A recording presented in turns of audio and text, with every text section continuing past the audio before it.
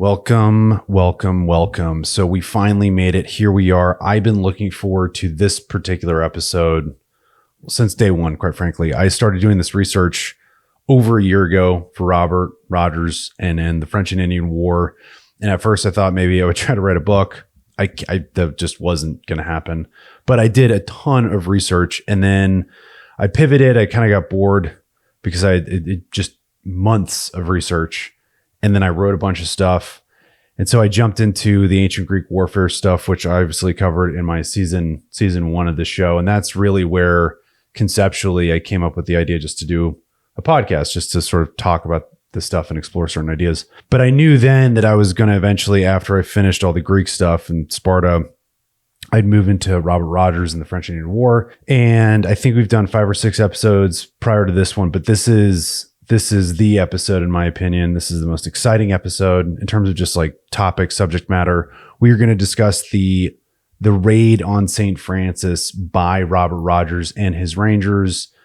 Obviously, in the last episode, if you're new to the channel, new to the podcast, I discussed the exfil, which was just an incredible expedition. Just to give you a roundabout, Robert and a task force of roughly 200 guys exited Crown Point, and they moved first on boats, whale boats, across a lake for, I believe, 8 days. Completely tactically proficient, up to the point at which they landed in Missisquoi Bay. From there, unfortunately, the French detected that the Rangers were in the area, and immediately all alarm bells rang off.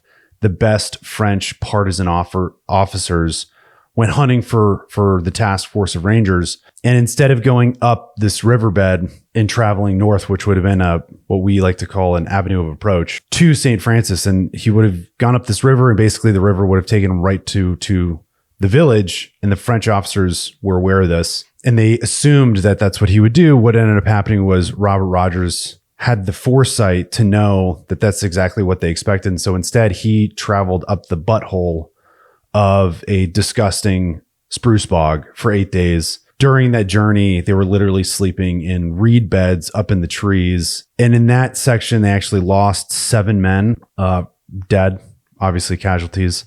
They finally made it to St. Francis, the village.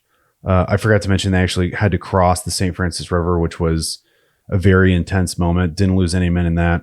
So the exfil was fucking treacherous beyond belief. I mean, it truly was an incredible commando operation, at least being the first leg of the operation itself. Today, and I mentioned this before, most guys just land on the X in terms of assaulters hitting an objective, give or take. Anyways, and in the last episode, we ended up, Robert Rogers had set up his ORP, which is just sort of a objective rallying point, which is a place you sort of set up shop prior to hitting your objective. Set that up, and he's up in a tree trying to get eyes on the objective, which is the St. Francis village, which he does indeed do. And that's where we're beginning this. One of the caveats before jumping in, I want to mention briefly, I'm going to spend a lot of this episode talking about a variety of things, and it may seem trivial at first, but the historical or sort of common narrative of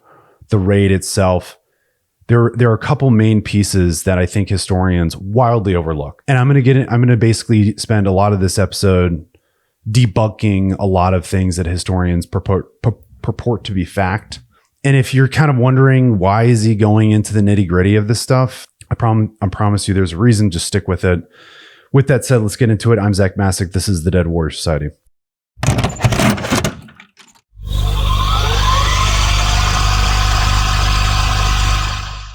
So like I said in our last episode, Robert Rogers climbs a tree. He comes down. He rallies over a Lieutenant Turner and Ensign Avery. So at 8 o'clock that evening, Robert Rogers and both of these officers dress up as natives as best they can. They exit the ORP, and they're headed to St. Francis to do an actual eyes-on reconnaissance mission. They head over there, and it's not very far away. I think it's only 2 miles. And when they arrive, there's a whole bunch of things that shock them right off the bat. I mean, completely catch them off guard. Number one, there is no sentries. There's no defense. There's no guys walking around, armed guards.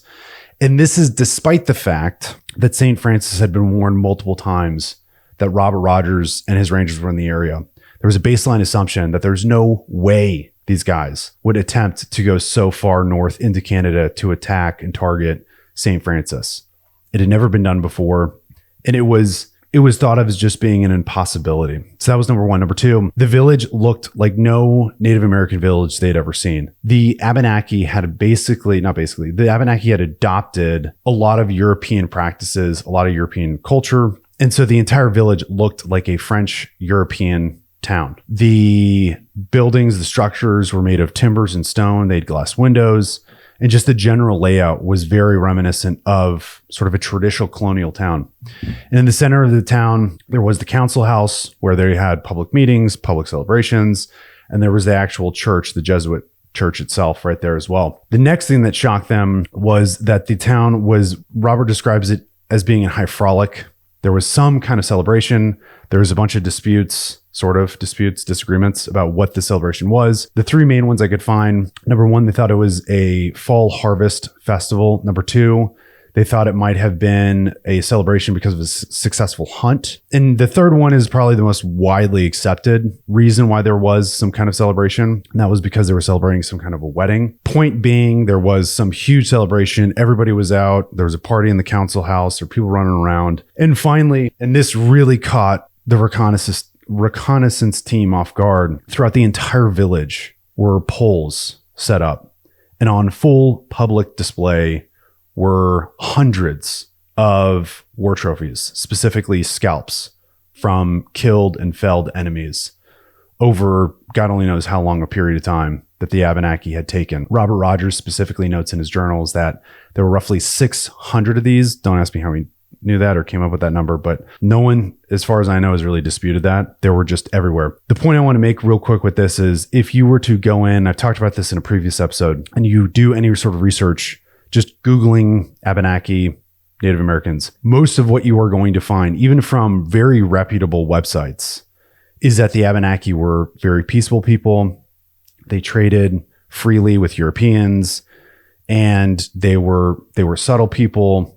They didn't like conflict they didn't like confrontation. They didn't like conflict. This could not be further from the truth. And this isn't a rip, by the way, on Abenaki. This isn't a criticism either, by the way. If I was an Abenaki, I probably would have done the exact same things they were doing at that time. And they had their own reasons for being such a warlike people. But a group of people who publicly display their prowess in terms of their military endeavors, that is a people that is very warlike. They're very, very impressed with themselves, if you will. I mean, if you look at my back wall, this is I think people call this like, I love myself wall or whatever. I've got all my stuff from my military time on full display, and it's because I'm proud of it. I like to look at these things, these images, these patches, whatever, and reminisce about my experience in the military. And it's really no different. I mean, they put this stuff on public display. It's like having a public statue of, I used to live in Capitol Hill in DC, and there was a statue of Lincoln in the middle of the park. It's the statue, the scalps, they're all representative of the peoples that reside there and what their culture is like. So anyways, that's that. Now, at this point, Gary Zaboli, who is an infamous Rogers historian, very thorough historian, he suggests that Robert Rogers and the reconnaissance team actually went into the village and commingled with the Abenaki as they were celebrating. I find this to be highly unlikely. They had gone so far, and they were commandos. I mean, they were very, very, very tactically proficient, up to the point of when they were rowing across the lake, they actually wrapped their oars in cloth to reduce the noise that they were making as their oars entered the water. I mean, that's how detailed they were in terms of trying to be tactically sound.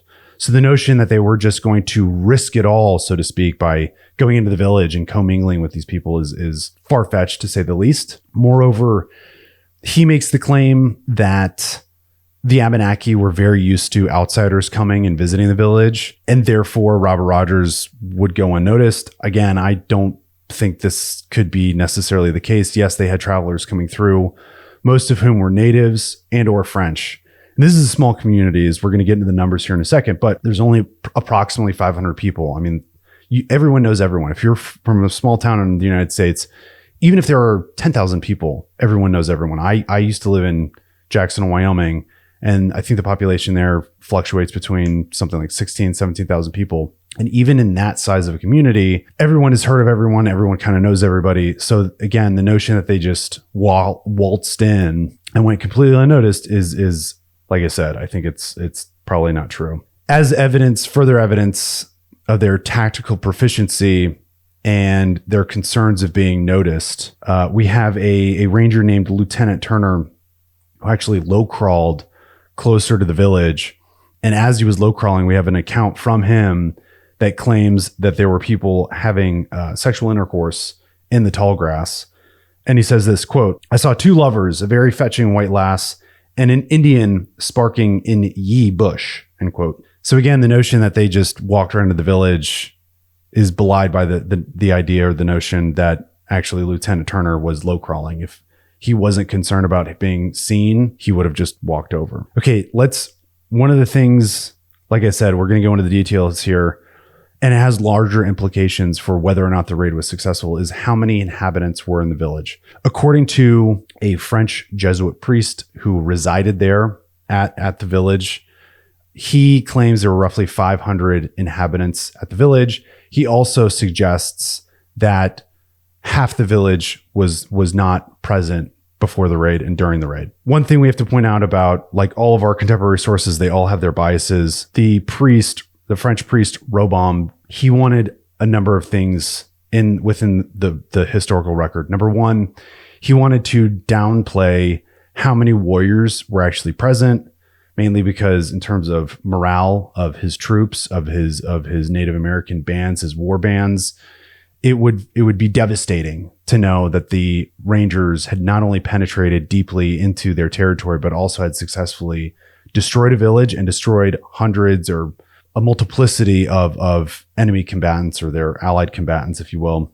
Number two, he wanted to upplay how many civilians died. Of course, he wanted to propagate a certain level of propaganda to excite his war bands in terms of motivating them to be more fierce and more aggressive against the English. And just to back up slightly, one of the reasons why he suggests, and every historian agrees with him fundamentally, is that they had called on many Abenaki fighters to join him to hunt down Robert Rogers and his task force because they knew they were in the area. So prior to the task force arriving to the ORP in the village, the notion is that he withdrew many of the male combatants. But as we'll see, according to anthropologists, this is probably not the case. According to one anthropologist who wrote a book called War Before Civilization, his name is Professor Keeley, he notes that when Abenaki typically in this period went on raids or went on the warpath, they only deployed 4% of their fighting force. And moreover, it was also on a volunteer basis. So nobody was forcing anybody to go on these expeditions, these military expeditions. It was simply you would just raise your hand and go. Even if we doubled that number to 8%, which would be, I think, a fair guesstimate, that doesn't get us anywhere near half of the village population. Now, the Iroquois would deploy, again, according to Keeley, 11% of their male population to go on the warpath. But again, even if we bump it up to 11%, there's a huge disparity between 11% and 50%. So even that at the absolute maximum doesn't get us anywhere near 50%. So if we consider all of this, that still gives us roughly 89%. Let's just take the highest possibility. Let's say for whatever crazy reason, they deployed 11% of their population, similar to the Iroquois used to do. That still gives us 440 to 460 individuals in St. Francis. Now, this part is where it gets really interesting. According to almost every historian, and for the research for this project, I read probably 5 to 7 different accounts of this raid. They all, almost in uniform, agree that this did happen, this next part.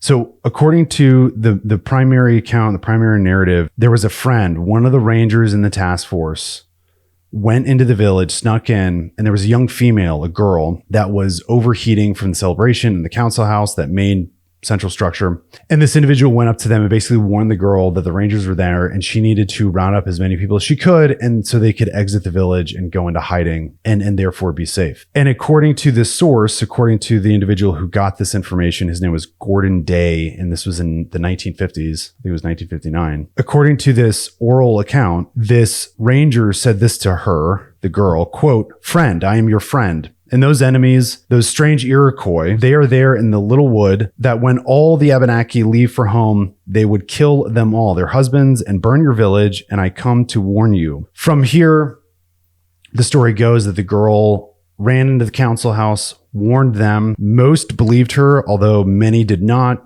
And she was able to convince some 350 Abenaki. They gathered their things and they quickly left the village. And they went and hid in an area called the Sibosec Pines in this sort of ravine, apparently. Now, if this sounds crazy to you, it's because it's totally fucking nuts. The notion that a ranger would give up the element of surprise prior to this raid just on his face is patently absurd. That's how I felt when I first read it. These are some of the most tactically proficient individuals in recorded history. They were professionals, and Robert Rogers more or less handpicked the guys who were going to go on. I mean, they were the best of the best. The idea that they would just waltz in and warn the Abenaki that they were about to destroy their entire village is totally nuts. Now, like I said, my curiosity was, where the hell did this come from? Was it from a written source, a contemporary at the time? Did it come from a ranger that wrote about it in a journal or in a letter? And so I dug and I dug and I dug because I wanted to at least attempt to figure this out and also scrutinize where this information came from. So what had happened was Gordon Day, who, like I said, was a historian in the mid 20th century, he went to Vermont and he interviewed a bunch of the descendants from the Abenaki. And what he found was a small group, 3 siblings, who did indeed have ties to St. Francis. And according to one of them named Elvin, let me get this right, Elvin Obswain Royce, she provided him with this telling, this story, this oral tradition. Now, like I said before a moment ago, Elvin and her siblings did have ties to St. Francis, and their genealogy suggests that her father was residing in the village in the 1860s, which should send up alarm bells. Why? Well, because that's over 100 years after the raid took place. Furthermore, there's another problem. After St. Francis fell, the Abenaki that survived were dispersed throughout the area. They left, they went and joined other bands, or they coalesced in other areas. And then what had happened was, over the years, or the period after that, many Native Americans who lost their homes all went back, or not all, but many went back to where St. Francis was and just basically rebuilt from there. So a lot of the inhabitants in the 19th century had no original ties to St. Francis in the 1750s when Robert Rogers raided the village. And Gordon Day, this is crazy, he admits this. I mean, he highlights this. He says, quote, "St. Francis has been regarded as a melting pot, but the significant fact about it is that despite its speckled history, it is now essentially composed of descendants of families from Lake Champlain. The Missisquoi band was the last sizable band to settle at St. Francis, and it came into a village considerably attenuated by wars and epidemics. As a result, about 85% of the family names in the band over the last 150 years had their origins in the Lake Champlain region," end quote. Ergo, statistically, Royce's family and her father more than likely were not originally Abenaki, but rather were among some other native band within the region and just simply moved into St. Francis, like many others, as Gordon Day points out, into St. Francis sometime in the mid to late 19th century. This is going to get granular, so forgive me, and I'm going to try to just do the best I can here. The validity of the origin story continues just to be riddled with problems. Gordon Day argues that it was Elvin, whatever her name is, Elvin's great-grandmother who passed the story on to Elvin's Aunt Molly, spelled M-A-L-I, but I just say Molly. And then Aunt Molly told the kids, told Elvin. And when you add up all of these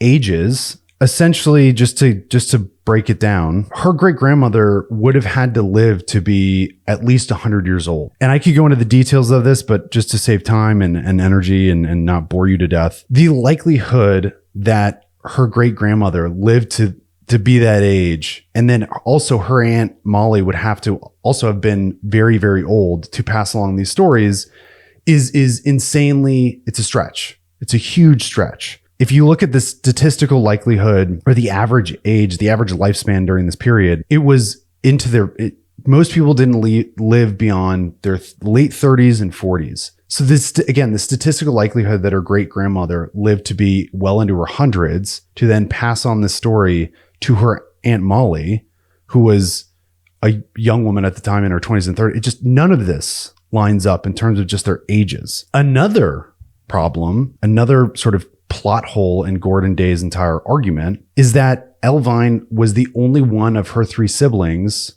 or there were two other siblings. She was the only one of the three who remembered this story, which, if you know anything about oral traditions, as Gordon Day, in a minute I'll show you, argues that these stories are meticulously passed on from one generation to the next. Again, why didn't Elvine's brother and sister know this story? Why was it only Elvine? If this was such an effective way of transmitting this story, all three of the kids would have known it, and they all should have or would have told the exact same story word for word. And yet none of them did. None of them knew the story except for her. All this is to say, as far as I know or could tell, there was absolutely zero corroborating evidence with her story, with her telling, which from a historian's perspective, this is really, really bad history that cannot be relied upon. And Day refutes this. He tries to say this. He says, quote, Abenaki traditions, however, and I suspect Eastern Algonquin traditions in general, seem to have been passed on by an aged person carefully and deliberately training young children until some of them knew the old stories verbatim, as an American child of my generation might know The Night Before Christmas. Again, this is absurd. There is zero corroborating evidence. Of all of the hundreds of Abenakis that were told the story, the hundreds that survived the raid, some of them would have had to have heard that story. We don't get this little detail from anyone.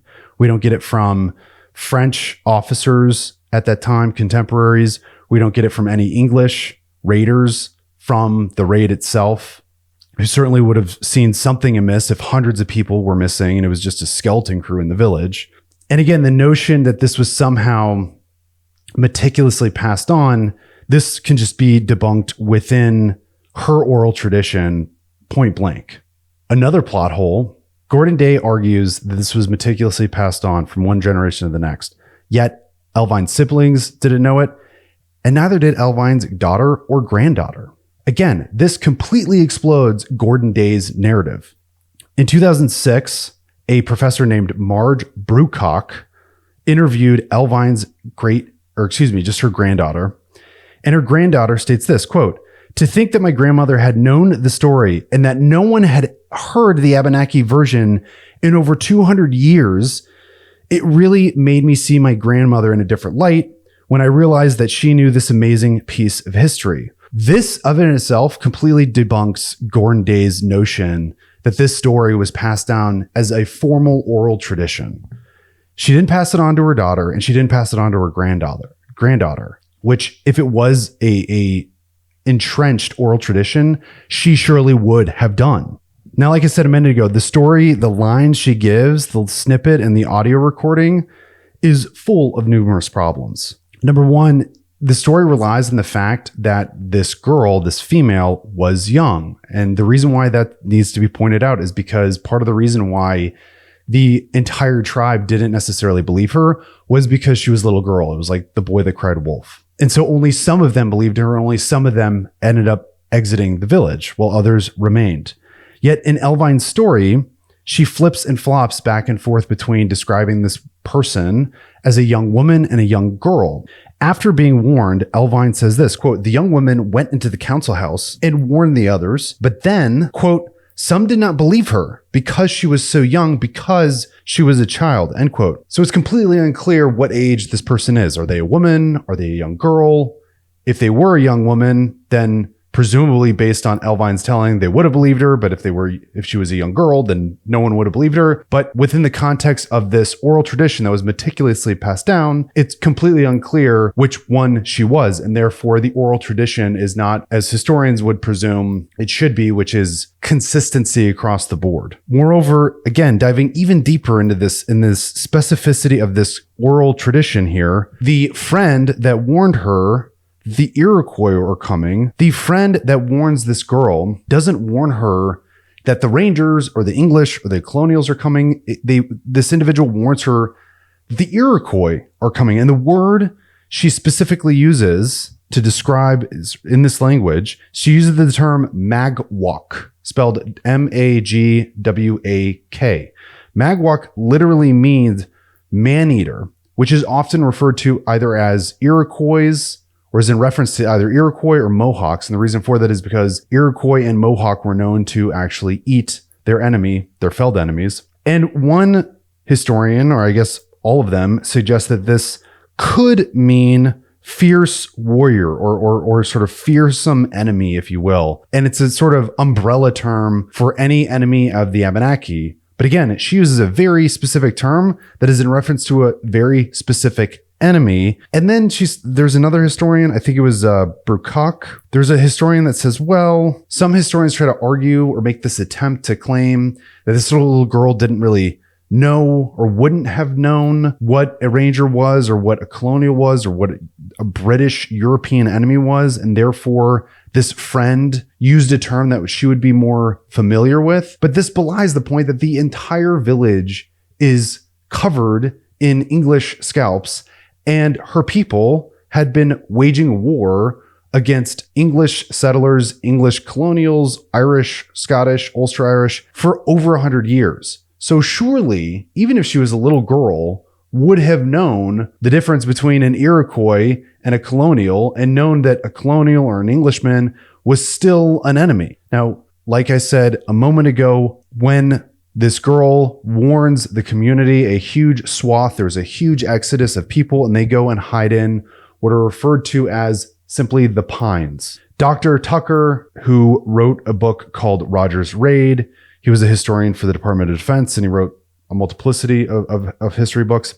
He suggests this is the Sibosec Pines and concludes, quote, as many as 350 people believed her and went into hiding. If that was the case, if there were nearly 350 people, that would effectively be the entire village. And therefore, we would have accounts about how the Rangers went in and it basically was empty. There was no one really there. Or if there was maybe only a handful of people, especially when you consider it going back.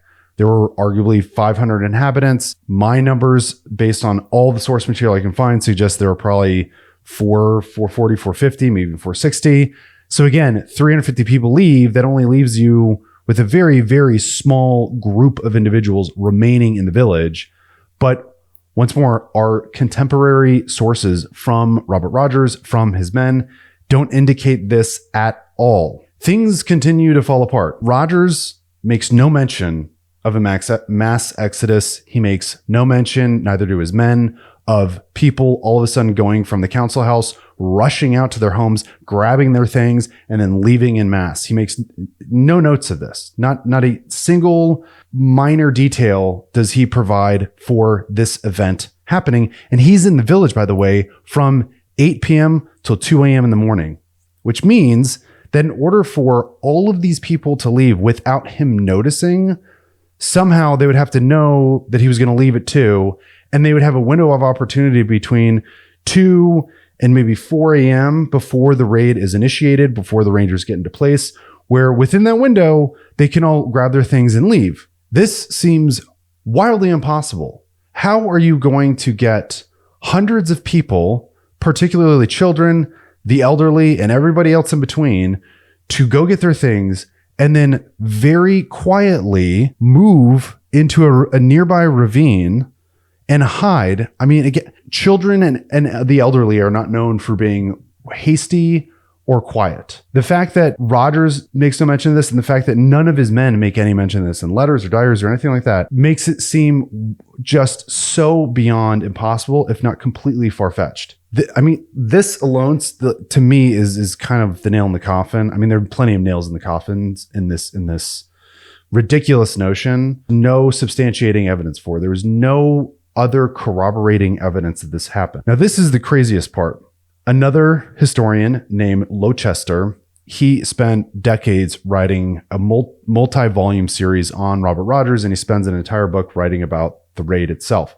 He suggests that in order for the Rangers to move from their position in their ORP and get into position, so they move from the ORP to the village and get into position for the raid, they would actually have to travel across this ravine where supposedly 350 people were hiding. So you're telling me that roughly 150 Rangers, who all of their senses are on alert. I mean, they are fully expecting the potential counterattack or counter-assault. They're expecting potential sentries. They're trying to be as quiet as possible, not to alert the enemy that they're coming. So their senses are on total 100%. They're on high. And 150 men move across this ravine, and not a single one of them notices or hears or smells one of the 350 Abenaki that are hiding there. There's presumably, like I said, infants, children. I've got a toddler. There is no way in hell I could get him to not make noise if he wanted to make noise. He just doesn't listen. So the idea that all of these Rangers moved across this ravine without noticing a single person it's insane. It's fucking insanity. It did not happen. And if you actually look at the map of this area, I know you might be thinking, well, maybe it was a super deep ravine. They got really down in there and the Rangers were like crossing a log bridge or something. No, this area is pretty flat. There are no deep ravines anywhere, so far as I could tell. So this area, yes, it could have existed. There might have been a low point in the ground, but there is no way you're fitting 350 people. And then these Rangers are crossing that ravine and just don't notice anybody. Day's speculations go even further. And here he just starts making things up that aren't in anything. They just don't exist. There's an individual, spoiler alert, who was the one Ranger that died in the raid. His name was Samadagwis, and he was a Stockbridge Indian Ranger who was the one that warns the girl. There's all the speculation of who this individual was. Day admits he has no actual evidence that it was this individual. And yet, historians across the board take this as fact. Day admits it. He's like, I have no evidence of this, but I think it was this guy. And historians are like, well, let's write it up. This is who it was. This is the guy who warned her. And they just write it into books claiming that it's nonfiction. Day simply plucks Samadagwis out of obscurity because, again, he's one of the only individuals that we know of that died during the raid. And so somehow if he had to pick somebody, I guess it's him. Zaboli also suggests that it wasn't this Native American Ranger, that in fact it was Robert Rogers himself. And the reason why Zaboli wants it to be Robert Rogers is specifically because he is one of the few historians that actually idolizes Robert Rogers. He looks at him as a hero in many ways. And so his suggestion is that because, and if you didn't watch any other episodes, go back, but General Amherst, who gave the order to Rogers to raid the village, he specifically says in his orders, he says, do not harm the innocent, don't harm the women or the children, so on and so forth. And so Zaboli wants it to be Rogers who warns the girl because he suggests that he is attempting to fulfill or guarantee that the Rangers follow Amherst's orders to a T. But this goes back to my tactical point. There is no way that Robert Rogers would give the Abenaki any warning that they were coming. That would be fucking suicide. There is no telling what they would do with that information. If someone like Robert Rogers told this little girl, hey, there are a bunch of jabronis out here and we're going to come in and we're going to destroy your village and everything in it, the Abenaki would very, very, very likely gather their weapons and then ambush the Rangers in the woods, or at a minimum, set up defenses around the village so when they arrived, they could have a big fight rather than let the Rangers come in and just destroy their entire village. I mean, Rogers has no idea how they will react to that information. He has no sense. There's nothing that would lead him to believe that by warning them, all that this girl and all the Abenaki are going to do is gather up the men, women, and children, or rather the elderly, the civilians, the women, the children, the non-combatants, they're going to coalesce and then leave the village. And then all that will remain predominantly are presumably the combatants, the men, the fighting age men. I mean, it's such bad history. It is such weak history. It's quite astonishing. And lastly, and I promise this is my last point, and we'll get to the actual raid itself. If it wasn't Rogers, let's say if it was Samadagwas, this Native American Stockbridge Indian who warns her, he would somehow, because he wasn't on the reconnaissance team, he would somehow have to leave the ORP, sneak out, get to the village, warn her, not go noticed by Rogers and the other two officers that are on this reconnaissance, and somehow come back to the patrol base and go completely unnoticed. Which, if you've ever been in military training, no one just gets up and walks out of a patrol base or an ORP without being noticed, particularly when you have 150 guys who are on high alert looking in every direction. It is so unplausible, it boggles the mind. All of this is to say, and I hope I've given you enough evidence that you would conclude the same thing, that Elvin's story is completely baseless. I mean, we have no evidence whatsoever that corroborates with her story. And furthermore, if you break down and you get into the nitty-gritty, you get into the granular details, the story, the notion just completely shatters and falls apart. No historian worth their salt would believe one single oral tradition that has no other evidence, either written or other oral traditions, that was 200 years after the event. In reality, as I said, there were probably 450 to 480 inhabitants in the village. They were not warned prior to the raid. They were all there. And again, given that roughly 4 to 8%, maybe as much as 11% of the fighting age men took off to actually try to locate and destroy the Ranger task force, that means that a huge plurality of the village, men, women, and children, fighters, non-combatants, were there at the time of the raid. So at 4 a.m. on October 4th, not the 6th, Robert Rogers says in the journals that the raid began the 6th. It wasn't, it was the 4th. They left the ORP and they began to initiate the raid. Robert breaks his contingent into 4 platoons. 3 will actually raid the village from left, center, and right, which is just directional. He says, I think it was west, east, and north. And then on the south side, 1 platoon will cover and pull security on the river so that as squirters or people try to evacuate out of the village and they go to the river because that's the fastest way to escape, they will cover down on that area and basically destroy anybody that comes to the river. And most of these individuals that were on the river were armed with a new form of technology, which was the rifle. Although it was much harder and slower to load or reload rather, it was far more effective up to longer ranges so they could hit targets further out. Now, I mean, as they are walking up to the village, one can only imagine what they were feeling, what they were thinking. Surely Robert Rogers was remembering how the Abenaki either destroyed his family's farm or assisted in the destruction of his family's farm. He would have surely been thinking about how the Abenaki unburied his dead brother and scalped his dead corpse. Certainly was thinking about the tragedy at Fort William Henry that had taken place at the hands of the Abenaki. Many of the men, if not all of the men, had some sort of connection with individuals or others that were killed or wounded or harmed by the Abenaki. So this certainly, without a doubt, was personal. As they moved towards the village, once again, there were no sentries posted. And this is despite the fact that the governor of New France, named Vaudreuil, had warned them. And he says this, quote, over and over again, he had warned them. Instead of exiting or posting a defense, they, quote, spent half the night beguiling themselves and dancing until they were numbed into sleep. Just to recall once more, the men had been traveling for 21 days straight. The French were hunting them. They had lost a quarter of their force in the beginning to some kind of disease or illness. They were absolutely exhausted. Many of the men had not eaten in days. They'd run out of food. And here they are about to, this is the big show. They have to go into this village and destroy their enemy with minimal strength, with minimal energy. I mean, they probably didn't sleep at all the night before. And that was only one night out of 21, of many of which they did not sleep as well. I mean, it's crazy to fathom this. I remember just being in the military in training and not sleeping for 1 or 2 nights. Your capabilities are weakened. Your awareness is numbed in many ways.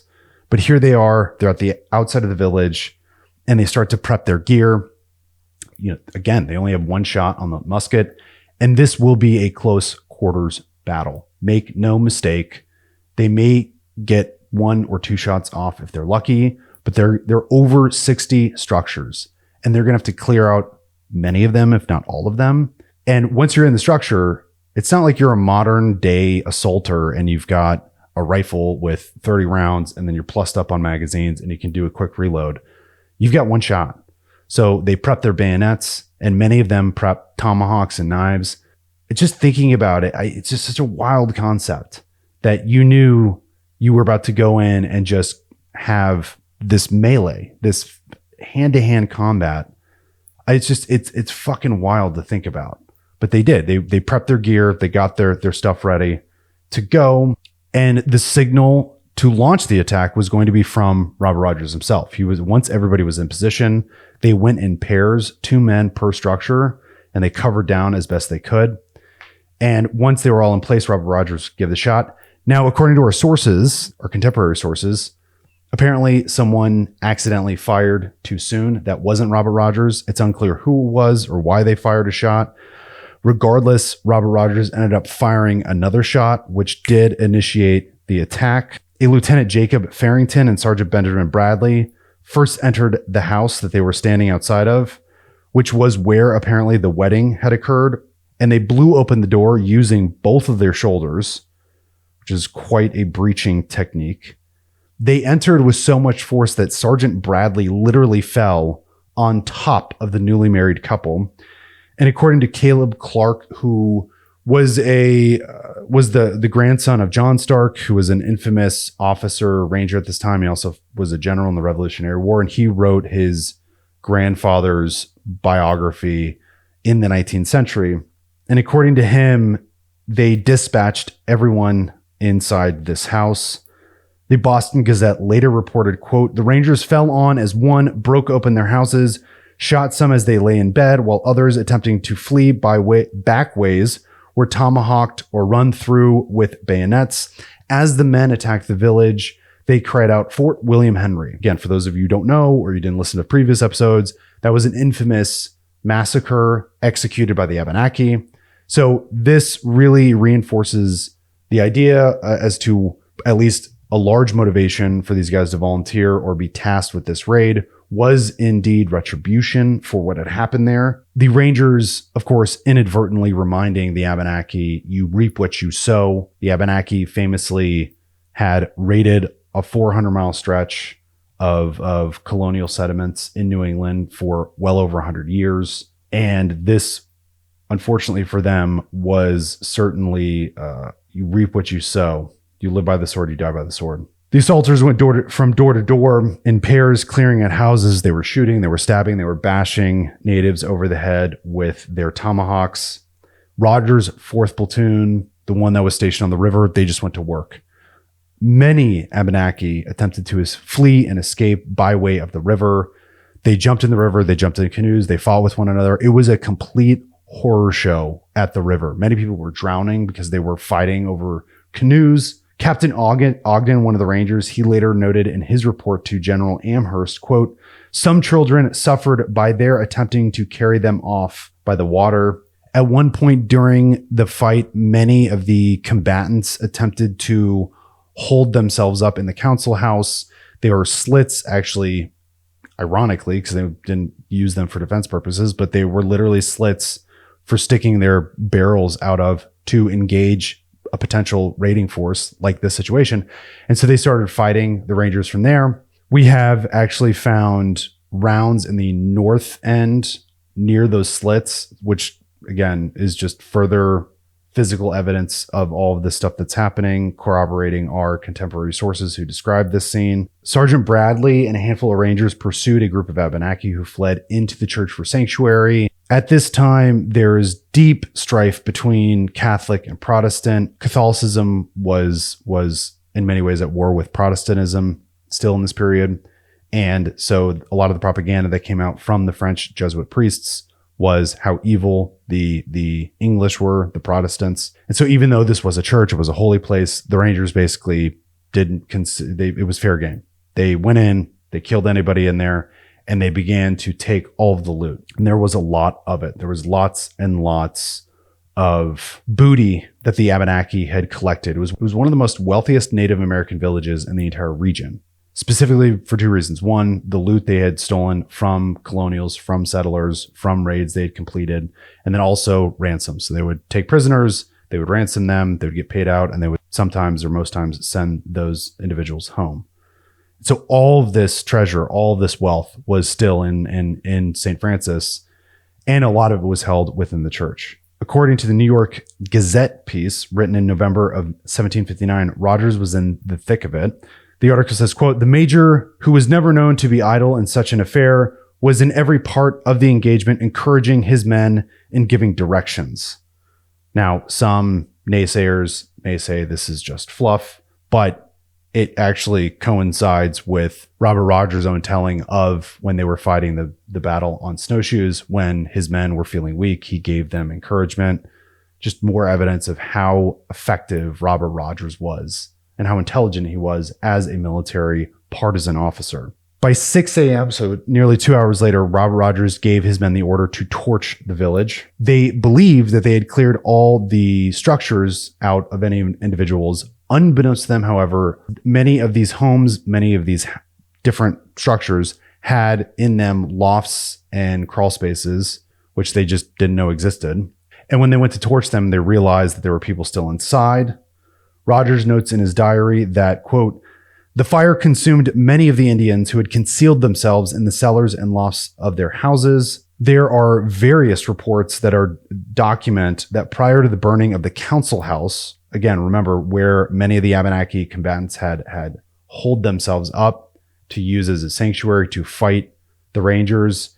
Many of the Rangers were crying out to the individuals in the council house, "Hey, ask us for quarter and just surrender." And they responded in French, basically saying, "Go fuck yourself." And because they were speaking in French, many of the Rangers thought that it was actually the priest Robond who was in there. He was not. He was somewhere else. Ogden, one of the Rangers, states this in his account, quote, "The flames forced them to discover they were there and many too late to be saved." This is also corroborated by a report from the Maryland Gazette in November of 1759, quote, "A priest in a house adjoining to the chapel who offered quarter chose to perish in the flames. By 7 a.m., the raid was over. The smells that were coming out of there must have just been horrendous. Burning flesh, gunpowder, the ammonia coming from the Rangers' bodies where they haven't eaten, so their body is now eating away at their muscle tissue to survive for calories, for energy.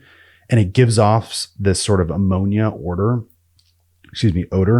The sounds were deafening. The screaming of people dying, the flames. I mean, it was just an absolute disaster zone. Many of the children were orphaned. They were crying out. And yet the Rangers had a job to do. Most of the buildings were ablaze with the exception of a few houses or structures that Robert Rogers told them not to destroy. And he told them not to destroy them specifically because they were housing foodstuffs that they would need on their return journey.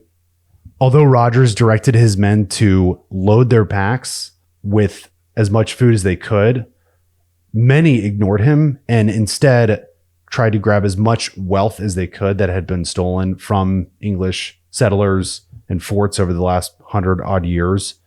This would be their demise, essentially. They would, instead of packing food, which they desperately needed, they would pack as much gold as they could and whatever other treasures they could get their hands on. Unfortunately for them, the corn that they had saved was still on the cob and it was dried out.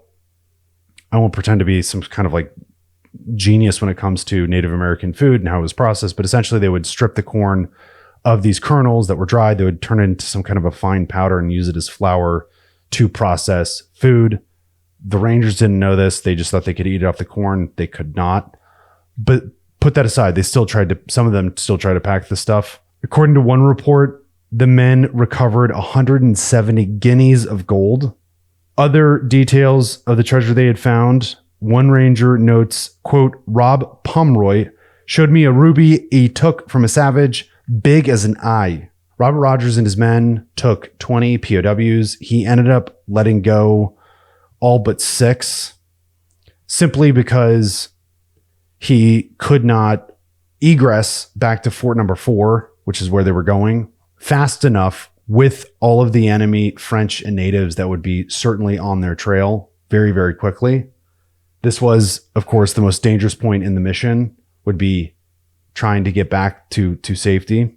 Of that group that they had kept alive that would go with them in terms of their captives, one was Mary Jean, and she was the daughter of an important chief and the wife of Joseph Gill. Joseph Gill was one of the Abenaki that had gone out with Father Robom to hunt down the Rangers along with the Yamasaka River, which was where they thought the Rangers would be going, and they were obviously wrong. And with Mary Jean, she had 3 maidens. They're described as maidens, as well as 2 children. 5 English prisoners were rescued. 3 of them were Rangers. One of these individuals had been captive in Odanak or St. Francis. It's the same thing. Since 1756. And of course, they were elated. They could not believe their major had come and rescued them, which, by the way, this was not just a raid, but a hostage rescue mission. I mean, it was kind of like all these things wrapped up into one, which is kind of interesting. There was a German woman whose name was Jane Chandler, who had been essentially captive most of her life. And at this point, she was essentially just Abenaki. I mean, she had been adopted into the village, and just there was no sort of German left, if that's how you want to describe it. And her husband was killed in action. And to mourn him, she bared her breasts and screamed and was pulling her hair out. And Robert Rogers told a Lieutenant Turner to cover her and basically get her under control. The Rangers took very few casualties on the raid, which is absolutely miraculous, which speaks to their tactical proficiency, their capacity to use speed, surprise, violence of action, which again, that's what we use today. Captain Ogden took a round through the gut, but somehow incredibly was still like, yo, fucking let's go. I can make it back. He was still operational. There were 6 other Rangers who were slightly wounded. We don't really know what that means. Nicks, scratches, whatever. And then tragically, Samadagwis, whose name I can never pronounce, he was wounded so badly that he could not move. And he was ambulatory. And unfortunately for him, Robert Rogers and his Rangers could not put him on a litter and carry him back. It was just too dangerous. The enemy, they were too far behind enemy lines, and the enemy was certainly about to be on them. And if they were to try to carry him back to safety, there was a very good chance they would never make it, and many more would die. So he was left. At some point during the raid, somehow Robert Rogers discovers that Quebec had fallen, and many of the French and native partners that were stationed there would have obviously exited the region and were now free to redeploy and go hunting for Robert Rogers, which certainly they were going to, and they did. So time was of the essence. They had to get their shit. They had to get the fuck out of there, and they had to get back to fort number 4. And that was the objective. Instead of going back the way they came, they decided they were going to go to fort number 4, which is sort of southeast of Lake Champlain. And they would utilize the coups, which coup is just another way of describing these intervals that go along these rivers. Specifically, they were going to use the coups along the Connecticut River. And this is just an open area that's lush. There's not much debris. You can move men, weapons, equipment, whatever you need very quickly in and out of the region, utilizing these intervals along the rivers. The Abenaki, ironically, had used them for decades, if not over a century, to invade North America, Vermont, New Hampshire, and raid all along the English settlements. And now Robert Rogers would be using those same avenues to get out of the situation. If you paid close attention to the beginning, all the numbers that I provided you are going to come to fruition in terms of the size of the village and how many wounded and how many casualties there were among the Abenaki. And this is something that is hotly debated among historians. And almost immediately when you read any account, if the author is favorable towards Robert Rogers, they like him, the numbers are going to go one way. If the historian hates Robert Rogers and think he is a racist bigot who hates Native Americans and wants to kill them all, the numbers are going to go the opposite direction. Okay, let's sort of dive in here. Robert Rogers claims that he killed 200 Abenaki almost universally, people say this is wildly overstated. It did not happen. Even the historians that are warm towards Robert Rogers suggest that his numbers are way off. According to most French accounts, the raiders killed 30 individuals, is a really popular number, 32. 10 were combatants and 22 were non-combatants. In March of 1776, the French Jesuit priest and military official Robond gave his account of the raid and stated, quote, considerable corn and Indians were burned, 10 men and 22 women and infants. It's kind of strange. He says considerable corn was burned just because they actually tried to save the corn. There are a number of reasons why we should be weary of taking his account too literally. Obviously, in 1776, this is well over a decade after the raid had taken place. Number one. Number two, he was trying to reduce his embarrassment and the embarrassment of the Abenaki that they were caught off guard and that many fighters were killed. And so he tries to minimize the number of fighters and tries to increase the number of non-combatants, women and children, and elderly that were killed. However, another French officer named Pierre Paquot wrote in his memoirs a figure that reflects Robon's. He says, quote, he, meaning Rogers, there found this Abenaki village deprived of its warriors and killed 30 women and old men and took away some young persons and prisoners. However, Paquot his account should be questioned simply because guesstimates that the Ranger Task Force that raided the village, were numbered in the 400, which, as we know, is way beyond how big the task force actually was. For those of you who haven't watched previous episodes, it was roughly 146 to 150. So his numbers are way off, and thus we should take his numbers with a grain of salt.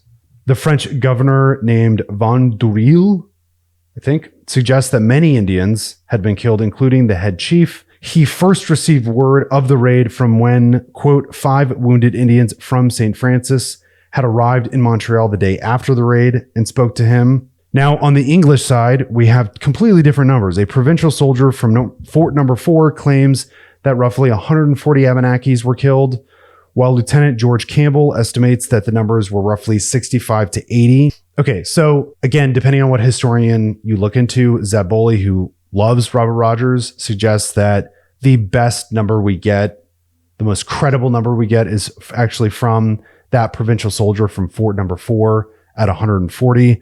Essentially, if you want to believe the French, it was 30 to 40. If you want to believe the English, it's going to be roughly 60 to 80. And this is my supposition, this is my suggestion, and this is why I spent so much time talking about what the actual population size was, in my opinion, based on all the sources I could get my hands on. I believe, based on all the evidence we have, there were roughly 500 individuals in St. Francis, roughly 8 to 10% deployed, and I'm being conservative with those numbers, knowing that most of the time the Abenaki only deployed 4% of their warriors. So we are left with roughly 460 individuals that are there, both combatants and non-combatants. When I read the descriptions of the raid, there is just no way, it is not possible that only 10 combatants were killed. That is patently absurd to me, given how bloody of an engagement it was, both on the river and in the council house, the fact that they were completely caught off guard, the fact that the Rangers took very, very little casualties.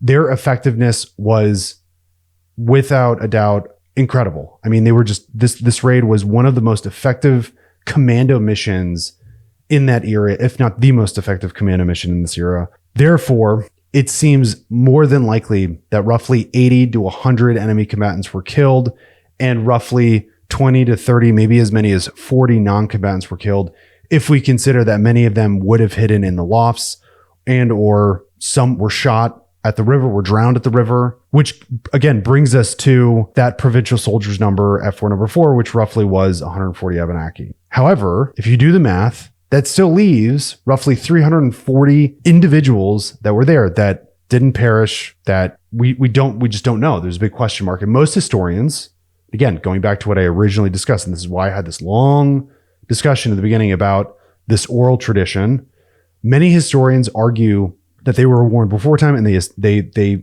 Before the Rangers hit the village, they had escaped and they were hidden in the ravine. And that's where we make up the other 340. But as we know, that account is fucking trash. It did not happen. I get fucking fired up about this because it's just shit history and it drives me fucking nuts. So what happened to them? Simple. They escaped. Mass fucking chaos. When you are a soldier hitting a village, generally speaking, obviously today it's a little different because the guys who do this professionally are super proficient. But the Rangers would have been focused on threats. They would have been focused on either armed individuals and or male fighting age males. Everything else is noise. Everything else is a distraction. They do not care. As people hear their muskets going off and hear the raid beginning, they certainly would have gotten out of their beds and just run. They would have rushed into the woods and taken off. And many did. There was a huge diaspora of Abenaki that survived the raid and just left. That's it. That's all that happened. They just got away. We know that 5 male combatants got away in accordance with what the governor of Canada had said in Montreal. And it's very simple to assume that there was just absolute mass chaos and people just took off. And the Rangers focused all of their energies on killing the combatants, fighting at the council house. And then obviously you had all of the Rangers on the river, engaging the individuals trying to escape on the river. People still were able to get out, and most of them did. It's that simple. The descriptions of the absolute carnage, both by the French and by the English, suggest that it's simply impossible that only a few dozen individuals perished. Surely many, many more combatants would have died. I really want to beat this down further to really stress my point. As far as the evidence and the presence of warriors within St. Francis, we have the individual who was seen having sexual intercourse with the woman in the beginning of the show. That's number one. We had the men that took up arms in the council house that refused to surrender. There's even more. We have the 5 wounded warriors that met up with the governor of New France. There's another handful. We have another telling that I didn't get into about an individual who was covering the retreat of a young girl who was killed, and he ended up actually shooting and wounding a ranger. And the evidence continues. According to a letter between Von Duriel, the governor of Canada, and Major Jean-Daniel Dumas, the major arrived at St. Francis October 5th in pursuit of Rogers and, quote, recruited what warriors he found there to launch his own chase of Rogers. So clearly men had escaped during the raid and returned back to the village after the Rangers had left. Moreover, we have no source material, secondary or primary, that tells us anything about Elvain's story. If these were Catholics, which they were religious Catholics, surely they would have believed that if 150 to 350 individuals, Abenaki, were rescued by the grace of God because there was a friend that warned him that the Rangers were coming, certainly that would be written in the source material. Someone would have mentioned it, but it's not mentioned anywhere. Another point that I want to cover before we sort of wrap this thing up here. Many historians and many individuals on blogs and the internet or whatever claim that Robert Rogers and his men explicitly targeted non-combatants. Now, if you couldn't already tell, that obviously wasn't the case. Did non-combatants die? Yes. However, were they explicitly targeting them? No. Or else they wouldn't have taken 20 of them prisoner and then released them. Number one. Number two, anytime you have soldiers who are clearing structures. So remember in the beginning, they're going in pairs to each structure, busting down the door and engaging threats indoors. That is a very, very risky endeavor, to put it mildly. What would be much easier to do is to surround the village, lock it down, send in a small contingent of Rangers to begin to burn down the structures. And then as people come out, you just mow them down. It poses no risk to you because you're in the wood line utilizing cover and concealment, engaging an enemy that has no idea what's going on. They don't know they're being raided. All they know is that something's on fire, which happens presumably with some frequency. And as they come streaming out, you just shoot them down, which is not what the Rangers did. What the Rangers did was they set up shop at the houses at each structure and they broke them down. They cleared them out, presumably targeting threats. And then when there were no threats or someone wasn't a threat, they ignored them. Furthermore, again, I recommend you go back a couple episodes. General Amherst explicitly told Robert Rogers not to target women and children. If you didn't know, Robert Rogers at this point, and we see this all throughout the source material, was desperate to be promoted. In fact, he was furious that he wasn't promoted alongside conventional soldiers, or conventional officers, I should say. If he wanted that promotion, he would have to follow all of the orders to a T. So if he was in there killing women and children and non-combatants left and right, and General Amherst discovered that he just had completely ignored his orders, surely he would have not gotten that promotion.